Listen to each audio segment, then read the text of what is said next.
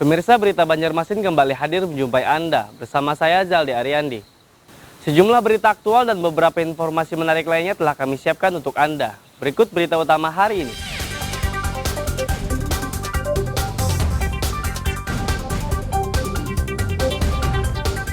Tunjangan penambah penghasilan guru P3K Banjarmasin tak kunjung dicairkan.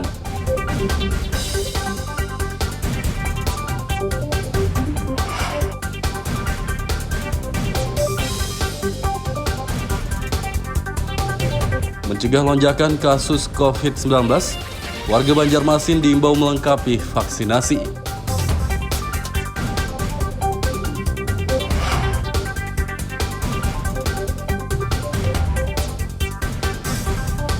Ratusan peserta dari berbagai kabupaten dan kota di Kalsel mengikuti lomba olahraga tradisional.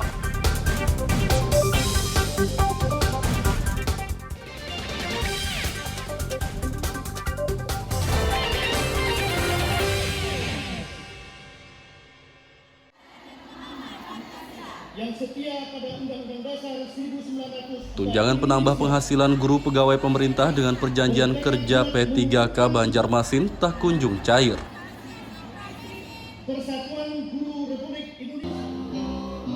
Salah satu guru P3K, Fatimah, sedih dan kecewa karena Dinas Pendidikan berjanji mencairkan tunjangan tersebut pada November 2022 lalu. Padahal ia dan guru P3K lainnya sudah menyerahkan berkas dan persyaratan yang diminta Dinas Pendidikan. Jujur sedih sama kecewa karena ibaratnya kami itu sudah mengharapkan karena kan dari pihak dinas sudah menjanjikan kalau TPP itu akan dibayar November.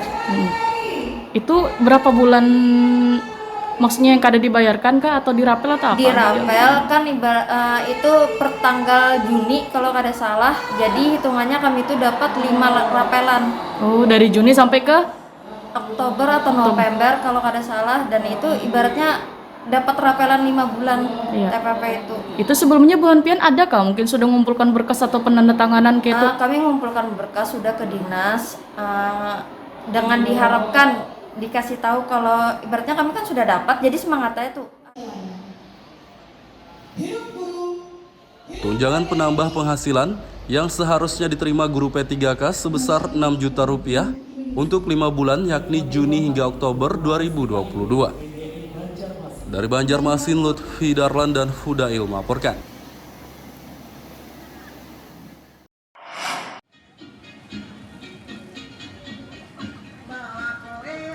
Menjelang tahun baru, pencegahan COVID-19 di kota Banjarmasin kembali digencarkan oleh pemerintah setempat.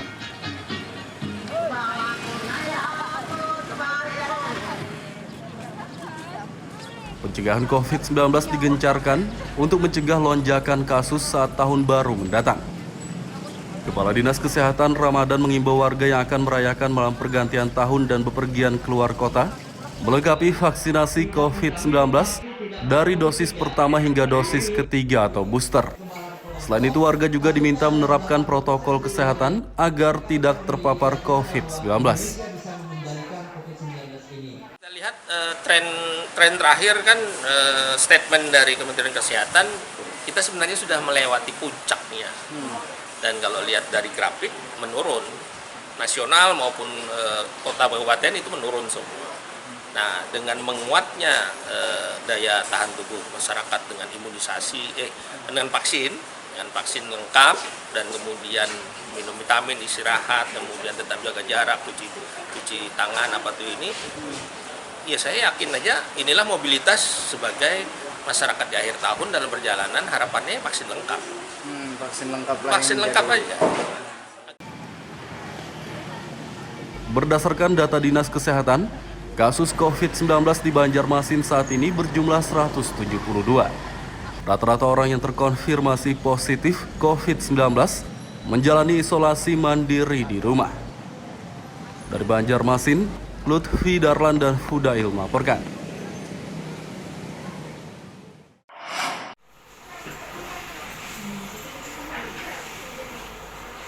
Menjelang akhir tahun, serapan anggaran sejumlah SKPD di lingkup pemerintahan kota Banjarmasin masih rendah.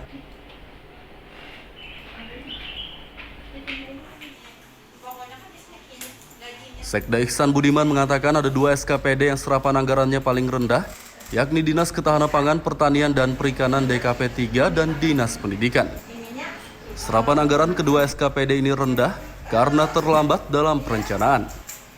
Kedua SKPD tersebut mendapat atensi dari wali kota dan diperintahkan menyerahkan laporan setiap hari. Kepala SKPD maupun juga pejabat di SKPD-nya ketika melakukan pekerjaan dinas itu kita meminta lampiran RFK-nya. Di RFK kemarin di bulan 2 bulan sebelumnya saya minta di RFK itu di 50%. Nah ini nanti dia akan kita naikkan lagi di RFK-nya berapa persen sehingga nanti dia tidak bisa melakukan pekerjaan dinas. Nah kemudian selain itu juga ini menjadi sorotan khusus. Jadi dia akan menyampaikan laporan per hari terhadap serapannya. Ya, contoh tadi di KP 3 sama Dinas Pendidikan. Itu 2 tadi ya, perintah Pak Wali Kota itu nanti dilakukan atensi khusus untuk 2 SKPD itu. Saat ini capaian serapan anggaran di KP 3 masih di bawah 50%, sedangkan Dinas Pendidikan 60%. Kedua dinas ini diminta segera menyerahkan laporan realisasi fisik dan keuangan dari 2 bulan terakhir. Dari Banjarmasin, Lutfi Darlan dan Hudail melaporkan.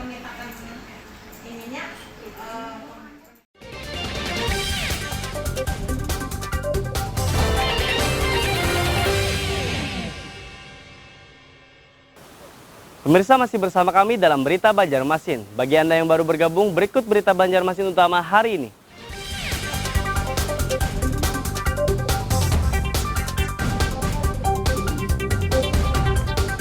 Tunjangan penambah penghasilan guru P3K Banjarmasin tak kunjung dicairkan.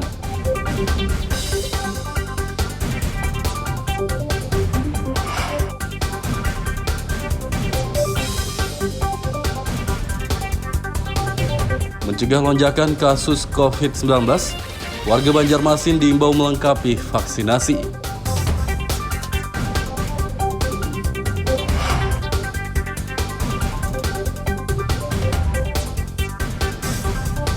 Ratusan peserta dari berbagai kabupaten dan kota di Kalsel mengikuti lomba olahraga tradisional.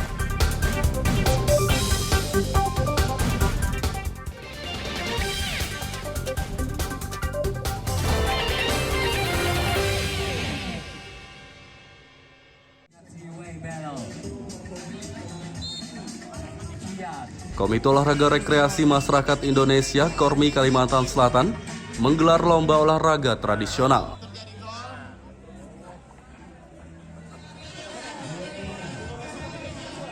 Lomba digelar di halaman eks kantor Gubernur Kalsel, kawasan Jenderal Sudirman, Banjarmasin Tengah, Minggu pagi. Kegiatan diikuti 500 peserta dari berbagai kabupaten dan kota di Kalimantan Selatan.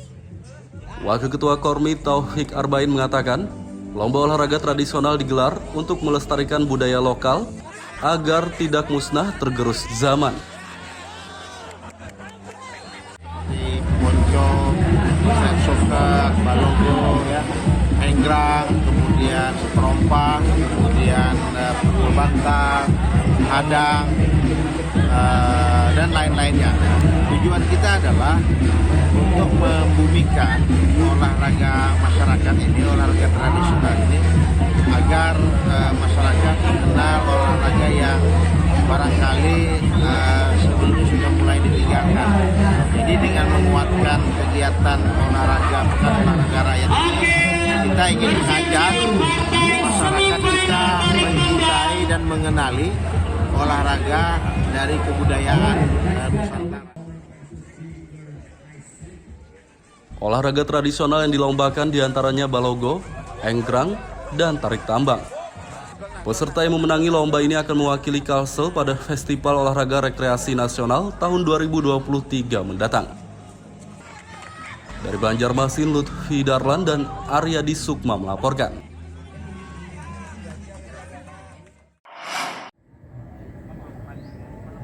Kesatuan Pengelola Hutan KPH Pulau Laut Sebuku Kabupaten Kota Baru menggelar penanaman pohon. Penanaman pohon digelar di hutan mini milik salah satu pabrik minyak di Desa Sungai Taib, Kecamatan Pulau Laut Utara, Senin pagi. Kegiatan diikuti puluhan warga dan perwakilan sejumlah perusahaan swasta. Kepala KPH Dewi Wulandari menjelaskan, penanaman pohon ini digelar untuk mendukung revolusi hijau yang dicanangkan Gubernur Sabirinur. Karena sudah mendukung program dari Pak Gubernur Paman Birin, yaitu Gerakan Revolusi Hijau, yang mana gerakan ini sudah dituangkan di dalam Perda nomor 7 tahun 2018. Jadi sangat berterima kasih pada aktivitas penanaman ini. Kita berharap perusahaannya juga turut serta melakukan aktivitas yang sama seperti apa yang dilakukan oleh perusahaan Sanjati pada kesempatan ini. Dari KPH Pulau Suku kebetulan didukung oleh Kementerian Lingkungan Hidup dan Kehutanan serta Dinas Kehutanan Provinsi Kalimantan Selatan yang mendukung seluruh kebutuhan bibit yang dibutuhkan baik perorangan, kelompok, perusahaan ataupun pihak manapun yang mau melakukan aktivitas penanaman. Pohon yang ditanam di hutan mini tersebut adalah pohon jenis buah-buahan, diantaranya mangga, jambu, dan sirsak. Dari Kota Baru, Lutfi Darlan dan Fauji Rahman melaporkan.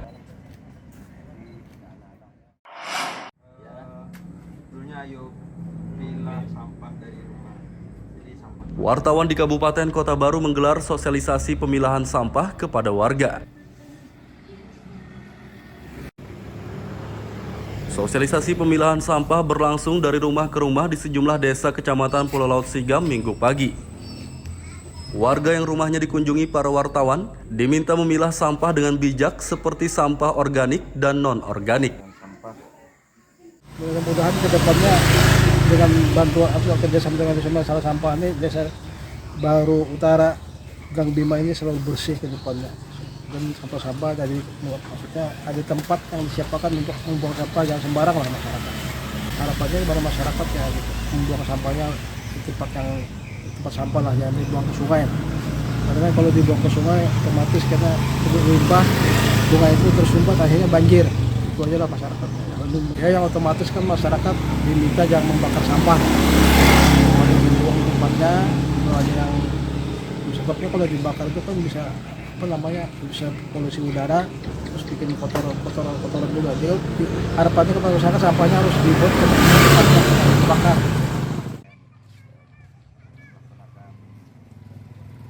Selain diberi pemahaman tentang pentingnya memilah sampah, warga juga diimbau tidak membakar dan membuang sampah sembarangan. Dari Kota Baru, Lutfi Darlan dan Fauji Rahman melaporkan.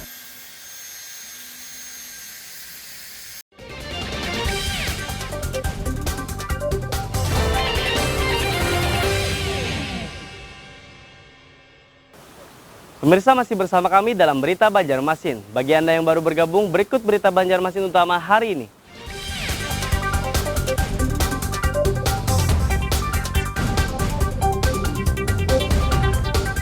Tunjangan penambah penghasilan guru P3K Banjarmasin tak kunjung dicairkan.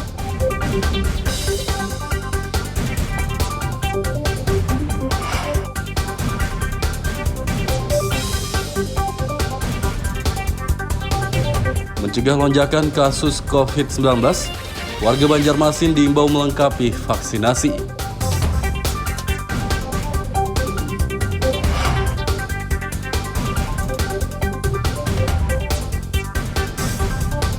Ratusan peserta dari berbagai kabupaten dan kota di Kalsel mengikuti lomba olahraga tradisional.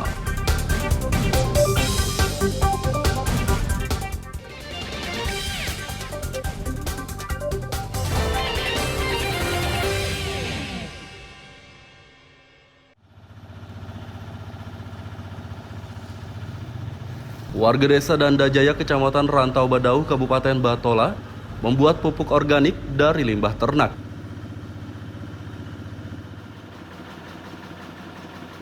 Untuk membuat pupuk organik, mereka membeli bahan baku limbah ternak berupa kotoran sapi dari para peternak. Warga memulai usaha pembuatan pupuk organik ini sejak tahun 2015 lalu. Usaha tersebut makin berkembang dalam 2 tahun terakhir karena pupuk organik banyak peminatnya. Ini pun hampir tidak bisa ada stok, karena selalu apabila produksi selalu habis. Sudah berapa lama sudah nih produksi? Ya kita produksi sejak tahun 2015, tetapi untuk boomingnya di granul ini baru sekitar 2 tahun. Nah, sebelum produk menjadi granul ini semuanya bentuknya serbuk atau curah. Tetapi untuk curah ini hanya pada kegiatan-kegiatan tertentu. Setiap harinya warga memproduksi pupuk organik sekitar 400 hingga 700 kg. Pupuk tersebut dipasarkan ke sejumlah wilayah di Kalimantan Selatan dan Kalimantan Tengah. Dari Kabupaten Batola, Lutfi Darlan dan Ibrahim melaporkan.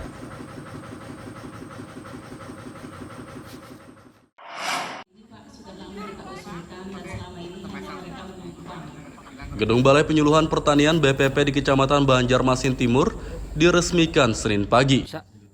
Bapak di dalam loh Bang, kita di luar Jawa. Wali Kota Ibnu Sina mengatakan, gedung BPP ini sesuai standar Kementerian Pertanian.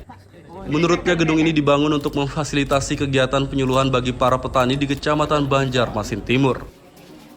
Pada Dinas Ketahanan Pangan, Pertanian Perikanan, yang sudah beberapa kali sebetulnya mengusulkan untuk pembangunan Balai Penyuluh Pertanian di Banjarmasin Timur dan Banjarmasin Selatan. Jadi ini sudah sesuai dengan standar arahan dari kementerian, dan dari 5 orang penyuluh nanti ada kepala balainya untuk membina kelompok-kelompok tani dan para petani di Banjarmasin Timur dan Banjarmasin Selatan. Karena 2 kecamatan inilah yang paling banyak lokasi dan lahan pertanian kita. Ibnu Sina berharap kehadiran gedung Balai Penyuluhan Pertanian ini dapat mengatasi persoalan gagal panen yang kerap dialami para petani. Dari Banjarmasin, Lutfi Darlan dan Fudail melaporkan.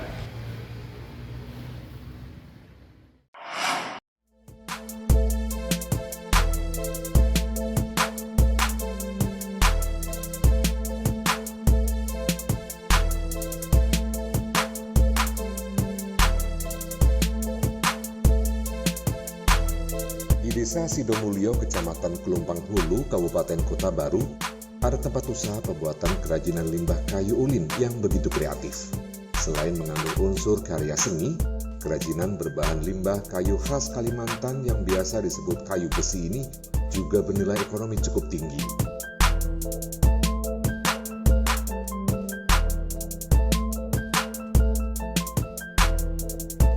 Usaha kerajinan limbah kayu ulin ini dimiliki oleh Muhammad Zulfikri.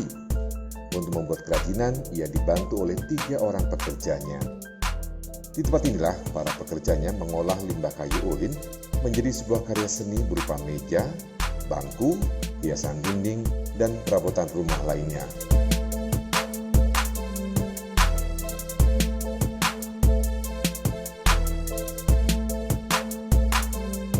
Meski hanya dibuat dari limbah dan berbentuk tidak beraturan, hasil kerajinan yang dibuatnya cukup unik dan menarik serta bernilai ekonomi cukup tinggi.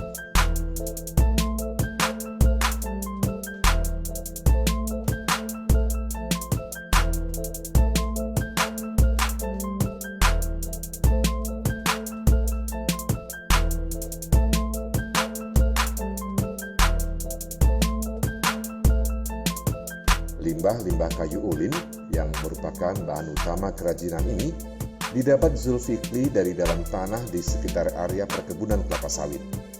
Dulunya, lokasi tersebut merupakan bekas perkebunan pohon kayu ulin. Zulfikri mengatakan pembuatan kerajinan berbahan limbah ulin ini baru 1 tahun ditekuninya. Sementara untuk membuat kerajinan, para pekerjanya memerlukan waktu selama 1 hingga 2 pekan. Tergantung tingkat kerumitan kerajinan yang dibuat. Kerajinan ulin ini kami mulai sejak setahun yang lewat. Ya, sekitar setahun yang lewat. Karena ada beberapa orang yang bisa kami rekrut untuk membuat meja dari kayu ulin. Limbah karena potensi yang ada di kebun-kebun kelapa sawit, jadi itu kami manfaatkan untuk dibuat meja sebagai kerajinan untuk diproduksi jadi bahan yang bermanfaat dan mempunyai nilai yang tinggi. Jadi beberapa orang ini ada tiga orang yang mengerjakan bermacam-macam bentuk sehingga bisa dijadikan nilai tambah bagi kehidupan mereka. Kalau yang agak besar dan seperti contoh yang itu mungkin agak susah, tapi kalau yang mungkin sekitar 2 hari bisa 2 hari sampai 3 hari selesai satu isi yang agak kecil aja.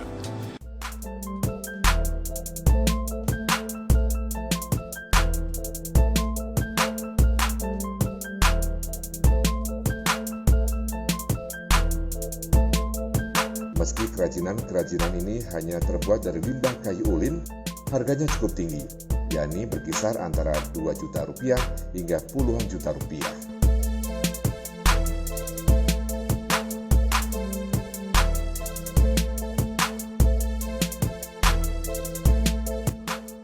Muhammad Lutfi Darlan melaporkan dari Kabupaten Kota Baru.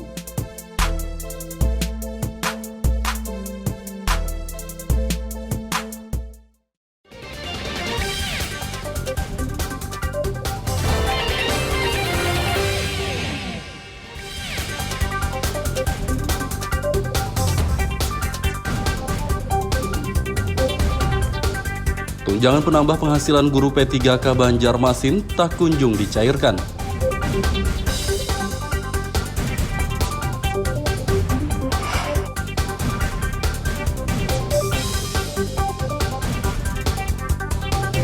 Mencegah lonjakan kasus COVID-19, warga Banjarmasin diimbau melengkapi vaksinasi.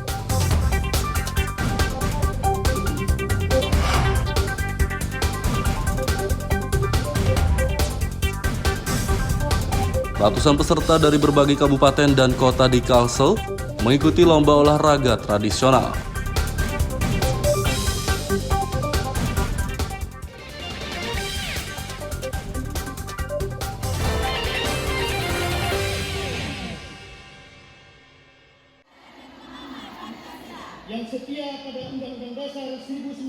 Tunjangan penambah penghasilan guru pegawai pemerintah dengan perjanjian kerja P3K Banjarmasin tak kunjung cair.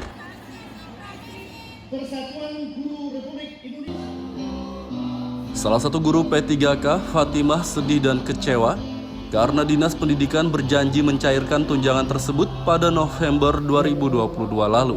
Padahal ia dan guru P3K lainnya sudah menyerahkan berkas dan persyaratan yang diminta Dinas Pendidikan.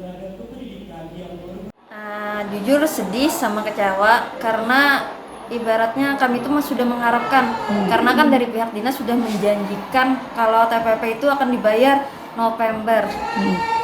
Itu berapa bulan maksudnya yang kada dibayarkan kah atau dirapel atau apa? Dirapel kan itu per tanggal Juni kalau kada salah. Jadi hitungannya kami itu dapat 5 rapelan.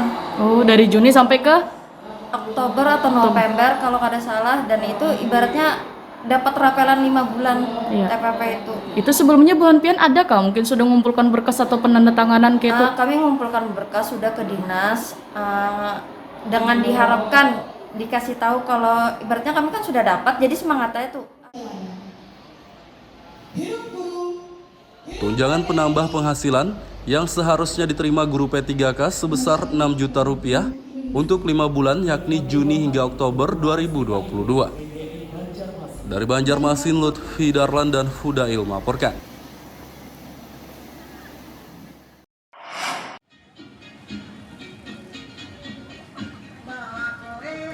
Menjelang tahun baru, pencegahan COVID-19 di kota Banjarmasin kembali digencarkan oleh pemerintah setempat.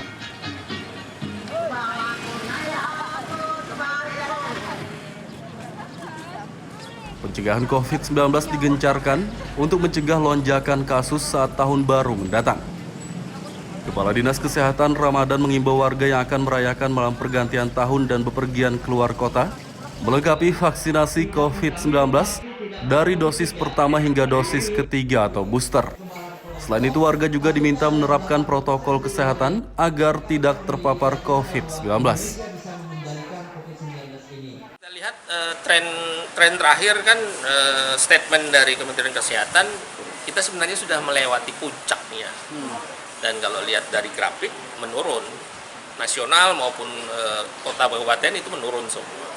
Nah, dengan menguatnya daya tahan tubuh masyarakat dengan imunisasi, dengan vaksin lengkap, dan kemudian minum vitamin, istirahat, kemudian tetap jaga jarak, cuci tangan, ya saya yakin aja inilah mobilitas sebagai masyarakat di akhir tahun dalam perjalanan, harapannya vaksin lengkap. Vaksin lengkap aja.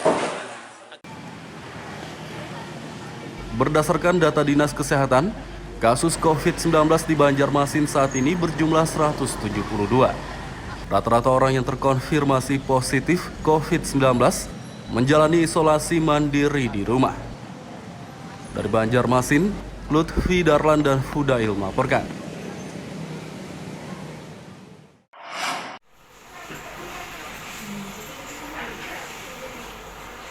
Menjelang akhir tahun, serapan anggaran sejumlah SKPD di lingkup pemerintahan Kota Banjarmasin masih rendah.